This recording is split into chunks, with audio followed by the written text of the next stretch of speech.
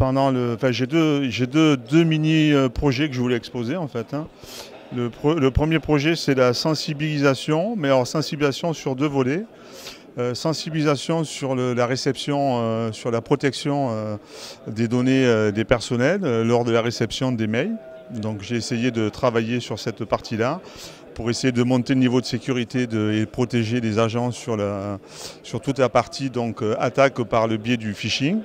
Et deuxième élément que je voudrais aussi exposer, c'était pendant le Covid, donc le confinement, la nouvelle adaptation de la sensibilisation au confinement, quoi, en fait.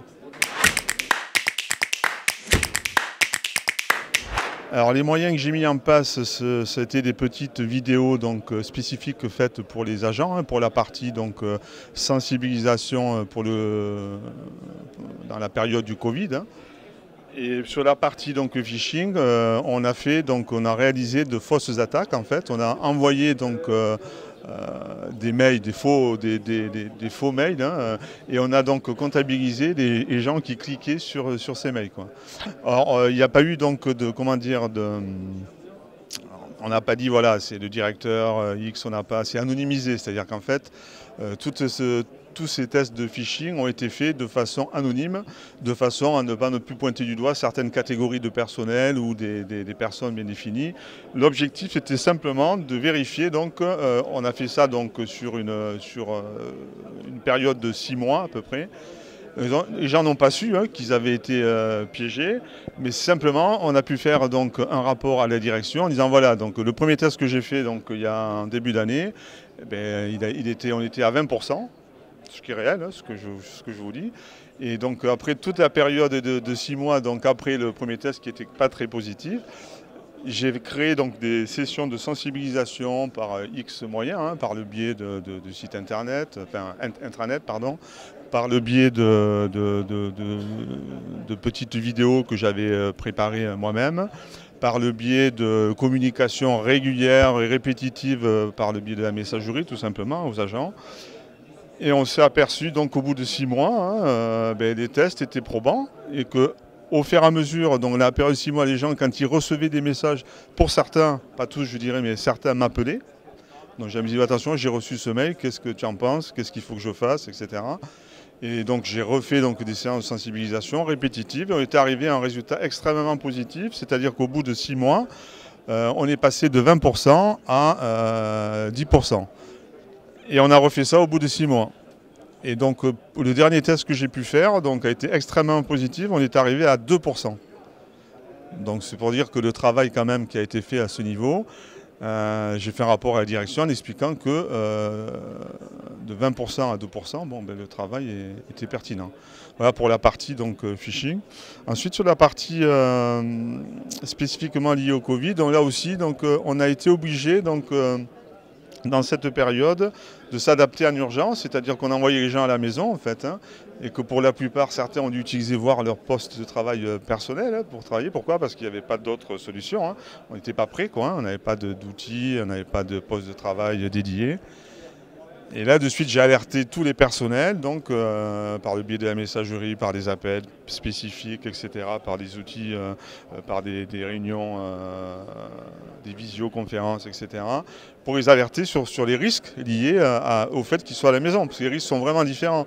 Sur la sensibilité des informations, quand il y a des données sensibles à la maison, il peut y avoir des amis qui sont autour, il peut y avoir, voilà, donc dans un domaine donc, spécifique comme le nôtre, il a fallu que petit à petit j'explique aux gens les risques qui étaient liés à ce changement de mode de travail, quoi.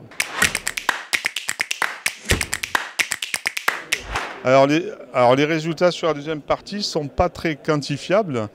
Là, c'était plutôt de la prévention, hein, c'était plutôt des explications qui ont été faites auprès des agents. On n'a pas eu d'incident de sécurité majeur, on n'a pas eu même de mineurs, hein, c'est pas été donc. On peut imaginer, donc on n'a pas encore un retour vraiment très pointu là-dessus, hein, mais on peut imaginer que les actions que j'ai pu mener ont été pertinentes puisqu'on n'a pas eu quand même de gros problèmes.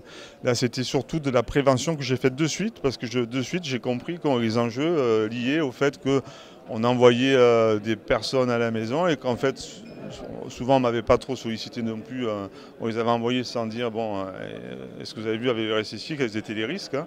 Donc de suite, j'ai de suite mis la main sur le sujet et en expliquant bien à la direction et à tous les agents qui étaient donc en télétravail que le fait d'être à la maison, il y avait d'autres risques qu'on n'avait pas au travail. Et que les données qu'on avait donc, sur les postes de travail à la maison, on ne pouvait pas les charger en local par exemple. On ne pouvait les charger que sur un poste professionnel, mais en local à la maison, ce n'était pas possible. Donc toute cette partie-là a été expliquée à maintes reprises, j'ai fait aussi des petits schémas explicatifs en expliquant les risques qui étaient liés, en expliquant un peu les conséquences que cela pouvait avoir. Et je pense aujourd'hui avoir fait ma part de travail là-dessus et les résultats ont été plutôt probants puisqu'on n'a pas eu d'incident majeur à noter. Voilà. Je leur conseille sur la partie phishing, je pense que je ne suis pas le seul à le faire, donc je vous conseille de faire ces tests de phishing qui sont importants. Mais bon, ces tests de phishing doivent être faits pour évaluer, parce que ces tests de phishing ne sont faits que pour une évaluation. Derrière, il y a tout un programme de sensibilisation spécifique sur le phishing, parce que lorsque nous avons de nouveaux personnels qui arrivent, donc je présente au nouveau personnel donc le RSSI, la sécurité.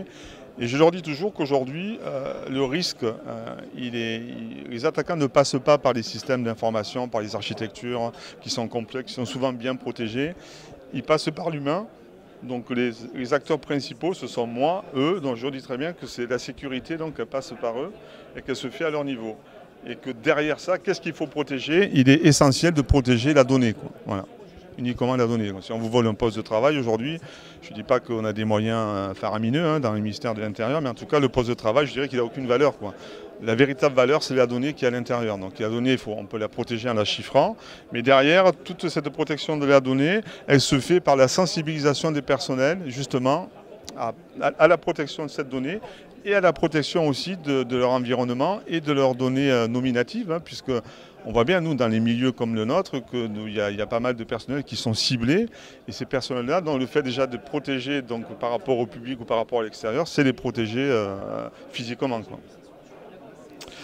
Donc si j'ai un conseil à donner, c'est de vraiment sensibiliser, prévoir des programmes de sensibilisation importants.